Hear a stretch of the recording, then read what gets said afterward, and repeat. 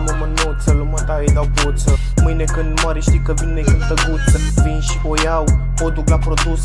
O bag pe centură în Antalya de sus. Ei, am un harem bine dezvoltat. Mi-ai dat un mesaj și când îndată ți-am livrat.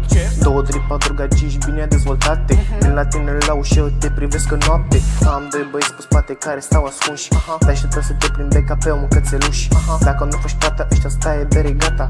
Nu mai am nimic de zis, să ai grijă că ți-o dau în scris. Pentru pe spate, 4 bagabante. Le băgăm în mașini și plecăm în străinătate. Le duc la produs să facă banul gros. Mă întorc acasă și mă îmbrac de la boss. Doar cu țute în spate, partiuri private. Ne purtăm în rojosuri, ca mine nu se poate. Iar în casino mă joc la aparate. Shining-ul nu vrea să pună un șeptar, băi frate.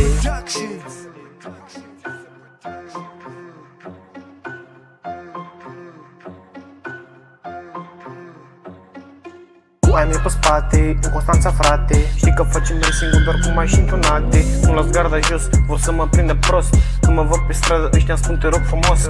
Doar cu țute în spate, partiuri private. Ne purtăm în rojosuri, ca mine nu se poate. Iar în casino mă joc la aparate. Shining-ul nu vrea să pună un șeptar, băi frate. Frate, ce faci frate? Stai acolo, stai pe spate. Vezi că te-am ginit din prima. Ești Gabor, îți dau cu prima. Nevastă ta este acasă, o iau și o pun pe terasă. Știi că pula asta e grasă. Facem combinații, nu suntem de etapa voastră.